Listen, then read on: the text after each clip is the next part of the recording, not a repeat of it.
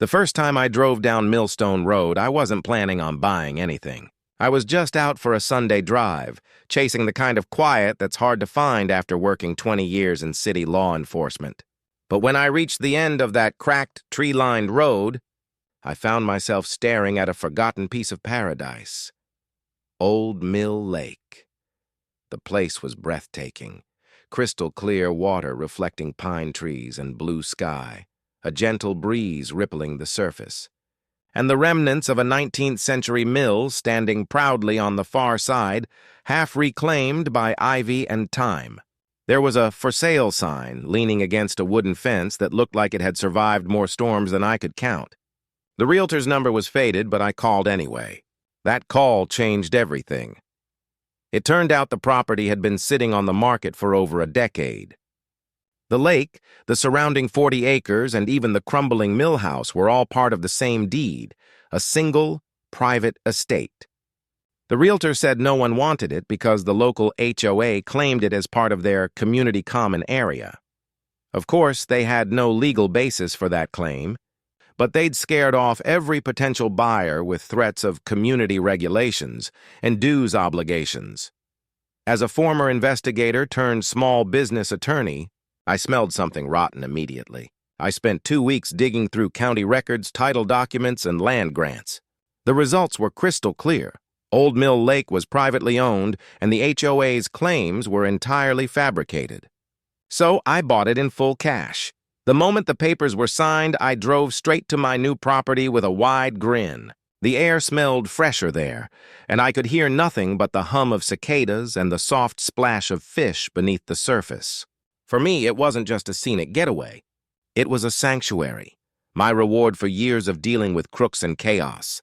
I planned to restore the old mill into a rustic cabin, maybe even turn the lake into a quiet fishing retreat. But apparently I was the last one to hear that the local HOA thought they owned the place. My first encounter with them came less than 24 hours after closing. I was unloading lumber from my truck when a woman in oversized sunglasses and a glittering name badge reading HOA President Karen marched right up to me.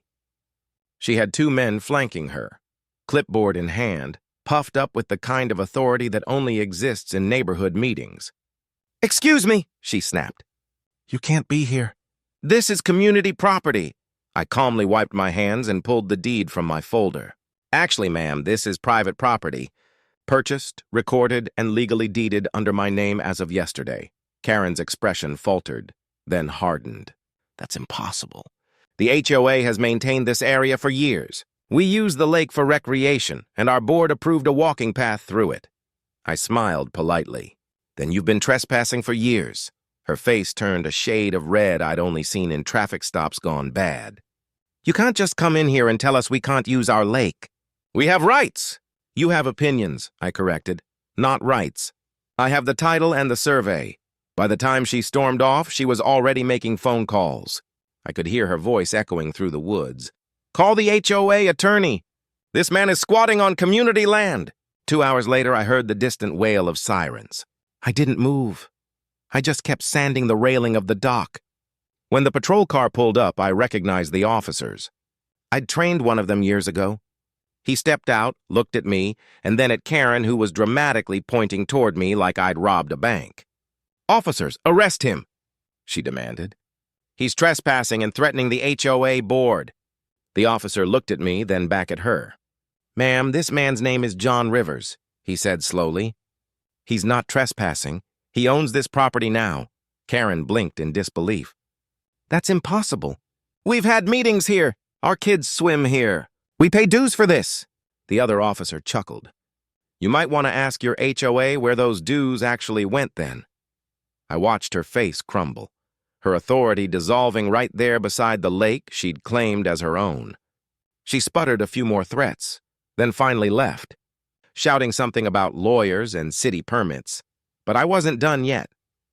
The next morning, I posted a large, laminated notice on the main entrance gate. "Private property. Trespassers will be prosecuted." Beneath it, I taped a certified copy of the deed and a legal notice drafted by my firm. It was short, sharp, and devastatingly effective. Effective immediately, all unauthorized use, entry, or maintenance of Old Mill Lake and its surrounding property shall cease. The owner reserves all rights under state and federal law. By noon, the HOA Facebook group was on fire. Screenshots made their way to my inbox through local gossip, posts calling me a bully, tyrant, and lake thief. They claimed I had stolen their beloved lake, but I wasn't worried. I'd spent too many years in courtrooms watching loud people crumble when faced with paperwork. And paperwork was my weapon of choice. Still, I underestimated their persistence. That evening, I caught 3 HOA members sneaking around the lake, carrying folding chairs and a cooler. I walked over, shining my flashlight. "Evening," I said evenly. "You know this area's closed now." One of them, a balding man with a whistle around his neck, sneered. "You can't keep us out. This lake belongs to the community. We've fished here for years." "Then you should have bought it," I replied. "But you didn't." They grumbled, but when I called the sheriff's office, not the local HOA security, but the actual sheriff, they scattered like raccoons at dawn. The deputy arrived a few minutes later, nodded at the posted signs, and said, "Looks like you did your homework. Mr. Rivers, they'll back off once the legal notice circulates." But they didn't. Instead, they escalated. The next day, Karen had a professional surveyor show up, trying to verify boundaries. The poor guy looked mortified when I handed him the official county-approved map with my name stamped across the deed. Then came the letters. Threats of civil action, claims of community, ownership, and even demands that I restore access or face fines from their HOA judicial board. That was the moment I decided to stop playing defense.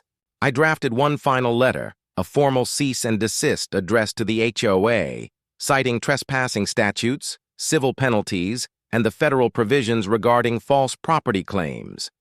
I sent it via certified mail and copied both the county assessor's office and the state real estate commission. The next time the HOA tried to step foot on my land, they wouldn't be facing just me, they'd be facing the law itself. I expected Karen and her HOA cronies to back off after receiving my cease and desist, but I should have known better. People like her don't retreat, they regroup. A few days later, a thick envelope arrived at my door with all the self-importance of a royal decree. It was labeled HOA Legal Notice, Immediate Response Required.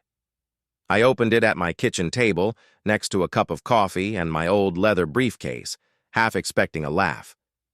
Inside was a rambling 6-page letter full of pseudo-legal gibberish, citing community statutes, historic access rights, and a so-called HOA Sovereignty Act that didn't even exist in state law.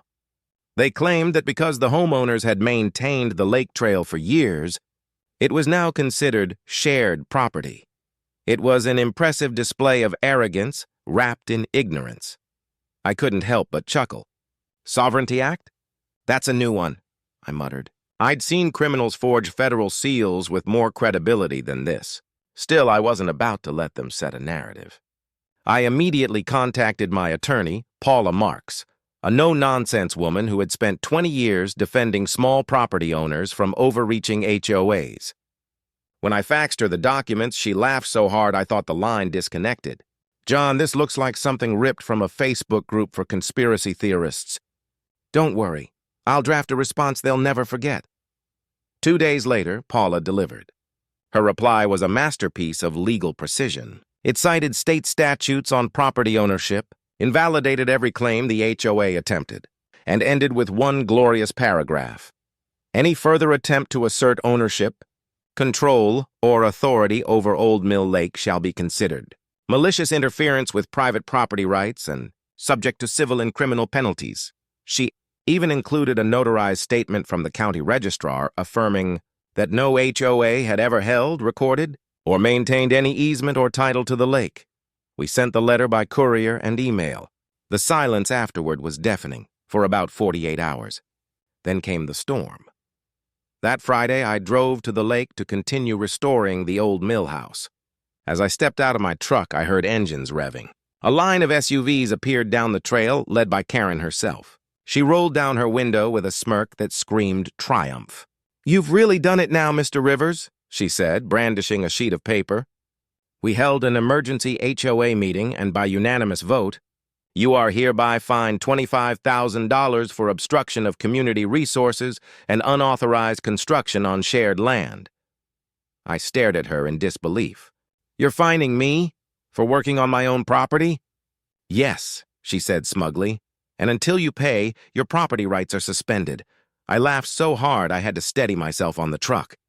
Karen, you don't have the authority to suspend my air conditioning, let alone my property rights. This isn't Monopoly. You can't just invent fines because you don't like losing. Her smirk faltered. You'll regret mocking the HOA, she warned. We have friends in city planning and the zoning board. You'll be buried in red tape before you can finish that ugly shack? Then I'll bring a bigger shovel, I said, walking past her. That was the last conversation we had before she tried to weaponize the system against me. Within a week, I started getting letters from county offices, anonymous complaints about illegal construction, environmental damage, and even unauthorized dam modification. Someone had filed multiple reports, all traced back to the HOA. Fortunately, I had all my permits in order. The county inspector came, took one look around, and whistled. Sir, this is cleaner than half the commercial projects I review. Whoever's filing these complaints clearly has a vendetta. I can give you a name, I replied dryly. Still, the harassment didn't stop. HOA members started parking near my gate, pretending to walk their dogs, just to photograph my property. One night, I found a group of them unloading kayaks at the far end of the lake, right past my no trespassing signs. I confronted them with my flashlight, my voice calm but firm. You're trespassing, I said. A younger man, maybe in his 30s, sneered at me. We're residents. We have a right to the lake. You can't change history. History doesn't pay property tax, I replied. Now pack up your toys before I call the sheriff. They muttered insults under their breath, but eventually left. As their lights disappeared, I stood there by the shore, the moon reflecting off the water like liquid silver. I wasn't angry, I was resolute. I'd fought worse battles than this, but something in my gut told me this wasn't over. The next morning, I got a call from Paula. John, she said, I just received a notice from the HOA's attorney. They're filing a temporary injunction to prevent you from restricting community access. They're claiming the lake's historical use gives them easement rights. I sighed. They're doubling down. Let them, she said confidently. Because I just spoke to the county historical office? There's no record of any easement, public use, or community maintenance. In fact, the lake was on private land since before the HOA even existed. We'll bury them in facts. I could almost hear her grin through the phone. Oh, and one more thing. Apparently, the HOA's funds have been used to pay for their legal filings. That's a violation of their own bylaws. If they lose this case, they'll be facing a financial audit. That was music to my ears. A week later, we met in court for the injunction hearing. The HOA arrived in full force. Karen leading the parade, wearing a blazer with a gold HOA pin, trailed by a few board members clutching binders full of fabricated evidence. Their attorney, a young man trying too hard to sound authoritative, started spouting nonsense about community tradition and established public access. When it was our turn, Paula rose from her seat with quiet confidence. Your Honor, she began, this entire motion rests on a fairy tale. There are no easements, no public rights, and no recorded maintenance by the HOA. The deed history is unbroken, the title is clean, and the plaintiffs are attempting to claim property through sheer audacity. She handed the judge a stack of documents, the title history, the original 1897 land patent, and satellite photos proving that the HOA didn't even exist until the 1980s. The courtroom fell silent as the judge flipped through the evidence. Finally, he looked up. Mrs. Daniels, he said, turning to Karen, this case has no standing. You and your association have no claim to this property. I'm dismissing this injunction, effective immediately. Karen's mouth opened and closed like a fish gasping for air. The judge continued, his tone sharp now. Furthermore, I'm issuing a warning. Any further harassment, interference, or false claim regarding Mr. Rivers' property will result in contempt proceedings. As the gavel struck, I felt a wave of vindication wash over me. Karen glared daggers at me from across the courtroom, her face pale and furious. I gave her a polite nod, the kind you give someone who just lost a game they thought was rigged in their favor. But even as I walked out into the sunlight, I knew it wasn't over. Karen wasn't the type to admit defeat. She'd already tried the police, the county, and now the courts. The next move, I suspected, would be darker, more desperate, and I was ready for it. I thought the court ruling would be the final nail in the coffin for Karen's crusade, but I underestimated how deep her pride ran. Losing in front of a judge only made her more determined to prove she held power over something, anything. Within days, rumors started swirling online. The HOA's Facebook page became a hub of misinformation. Posts claimed that I'd bribed the court, that I was polluting the lake, and even that I had plans to destroy a historical landmark. It was absurd, but the kind of absurdity that spreads fast in small towns. Before long, I was being side-eyed at the grocery store, and a few of the older residents refused to serve me coffee at the local diner. Karen had turned the court loss into a campaign of defamation. Still, I didn't rise to the bait. I'd dealt with criminals far worse than HOA bullies with too much free time. I knew the worst thing I could do was let her see she'd gotten under my skin. Instead, I focused on my work, restoring the old mill house. Each day, I sanded beams, replaced planks, and patched the roof. I felt more grounded. The smell of sawdust and pine reminded me that this land was mine, legally, morally, and spiritually. I had earned it. But then, one morning, I arrived to find my gate padlock cut clean through. The metal still smelled like burnt residue, probably from a bolt cutter. My warning signs had been torn down and tossed in the ditch. My gut tightened. I followed the dirt path toward the lake, and when the trees opened up, I froze. Someone had dumped trash, bags of it, all along the shoreline. Broken bottles, beer cans, fast food wrappers, even a half-sunk lawn chair floating near the reeds.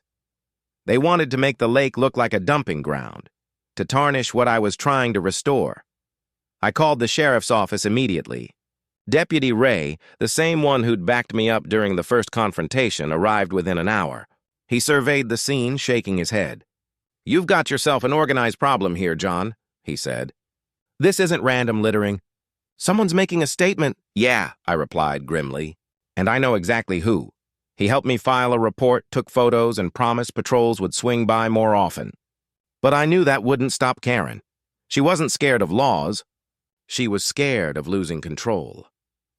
That night, I set up motion-triggered cameras along the property, infrared, silent, and nearly invisible.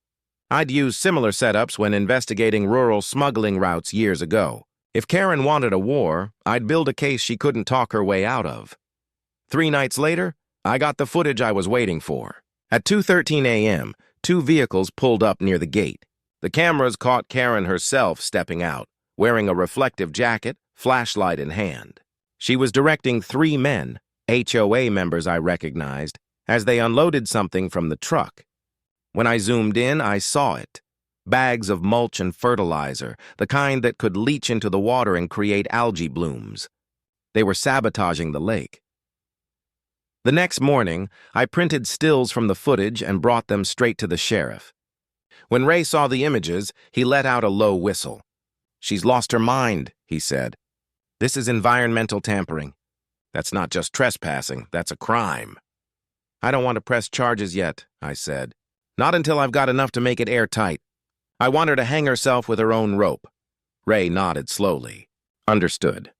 But you should know, the HOA is now petitioning the county to declare this area a protected public zone. They're arguing you're endangering a natural ecosystem by closing access." I sighed. "So they vandalize it, then blame me for not letting them back in to protect it." "Brilliant," he smirked. "Don't worry, I'll keep watch. But keep your cameras rolling," and I did. For the next 2 weeks, I caught everything. Trespassers sneaking into fish, people throwing garbage into the water, and even Karen hosting what looked like a community protest picnic right at the lake's edge. I counted over 20 residents on my footage that day, all standing under a banner that read, "Reclaim Our Lake." But what she didn't realize was that every one of them had just become a co-defendant in a growing list of civil offenses. That same week, I received an invitation, or rather, a provocation. The HOA announced a community meeting to discuss the illegal occupation of Old Mill Lake. They posted flyers around town with my name printed in bold letters. I could have ignored it, but I decided to show up, not to argue, but to watch her crumble under the weight of her own delusions. When I entered the community hall, the chatter died instantly. Karen was at the podium, wearing her trademark pearls, acting like a politician on election day. "And here he is," she announced dramatically, pointing toward me. "The man who stole your lake." A murmur spread through the crowd. I didn't say a word. I just held up a folder, thick, labeled, and stamped by the county clerk's office. "This," I said, stepping forward, "is the full record of ownership for Old Mill Lake, dating back to 1897. Not once has it belonged to this HOA or its members. And as for your president here," I turned my eyes toward Karen. "She's been trespassing, dumping waste, and falsifying claims in your name. I've got video proof of it." The room went silent except for a few gasps. I handed copies of the evidence to a few attendees in the front row, people who had started to look uneasy. Karen's face turned pale. "You're lying!" she screamed. "Those videos are fake." "Then let's find out," I said. "The sheriff's office already has them, and an environmental officer's investigating. If you think it's fake, you can tell it to a judge." Again, Karen tried to speak, but her words tangled into incoherent rage. Several HOA members started whispering, and a few quietly slipped out the back door. The unity she'd commanded for months evaporated right before her eyes. I left the meeting without another word. By the time I got back to my truck, I could already feel the shift, that invisible current that moves when the truth finally cracks the shell of a lie. But I also knew a cornered Karen was dangerous. That night proved it. Around midnight, I was woken by the sharp crack of breaking glass. I grabbed my flashlight and bolted outside. The millhouse window had been shattered. A rock lay on the floor, wrapped in a note. "You'll never own this place. You'll leave like the rest." For the first time since this all began, I felt a flicker of genuine anger. Not fear, anger. She'd crossed from manipulation to menace. I called the sheriff immediately. Ray arrived within minutes, looked at the note, and muttered, "That's it. We're done playing nice." He promised to put a patrol car on rotation near the property, but I could tell even he knew it was only a matter of time before something bigger happened. The HOA was fracturing, Karen was unraveling, and the lake, peaceful, ancient Old Mill Lake, had become a battleground for ego and entitlement. As I stood by the water's edge under the moonlight, I made myself a promise. The next time she came for me, I wouldn't just defend my property.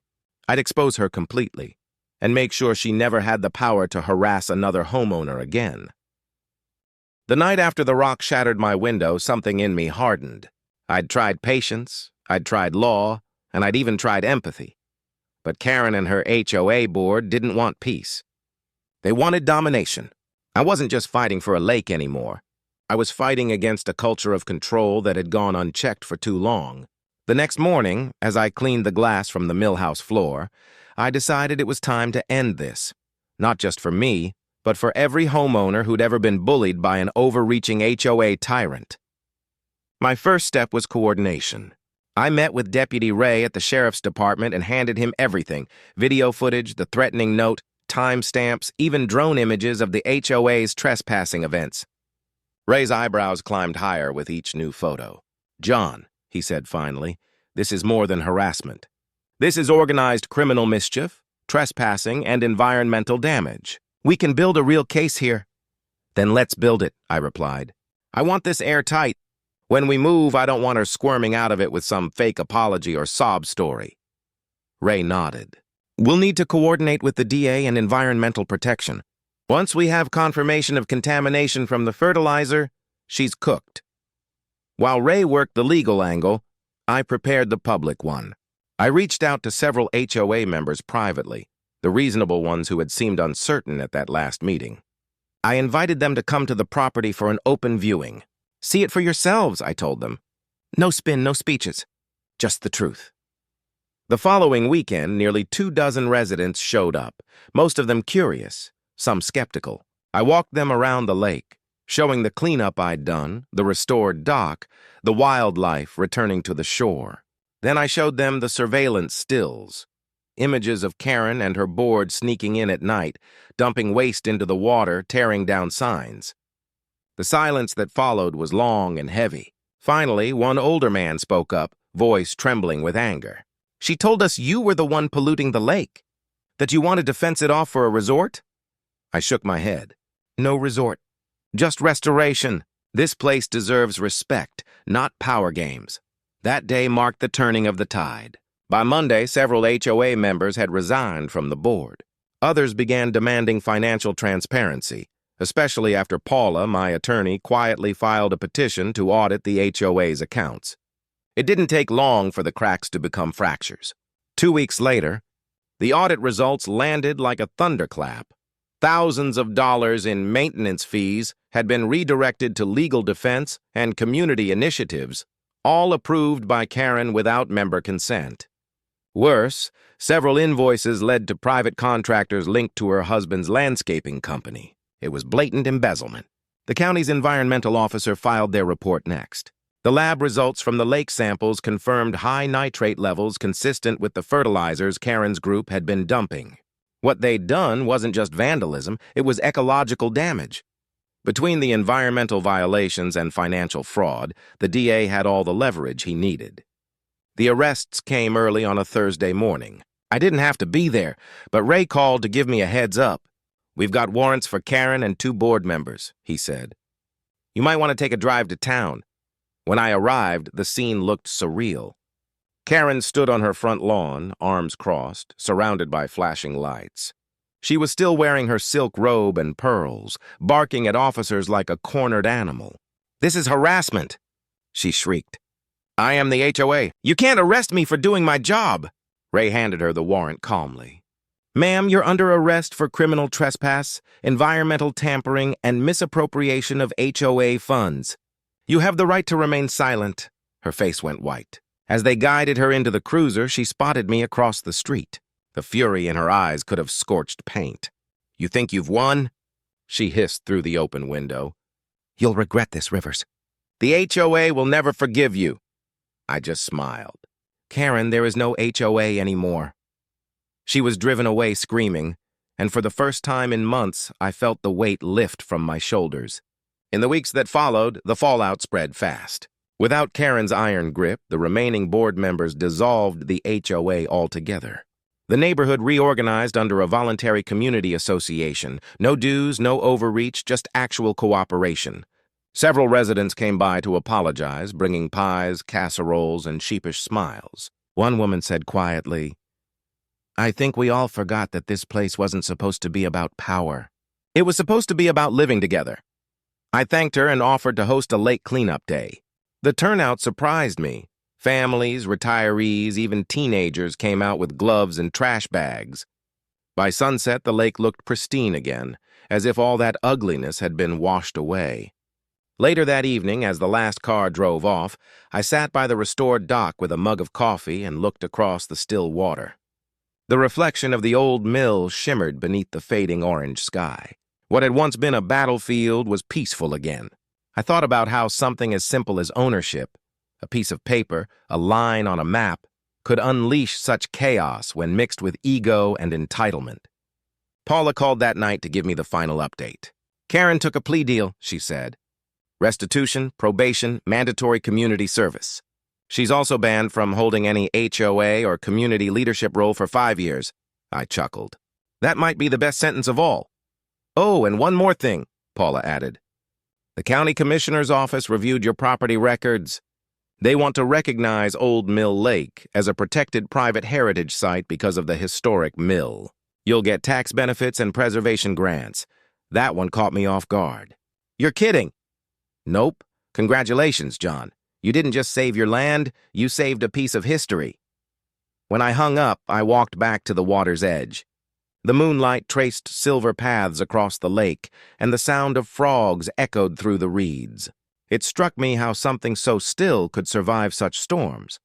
How truth, like water, finds its way back to balance no matter how much dirt gets thrown into it.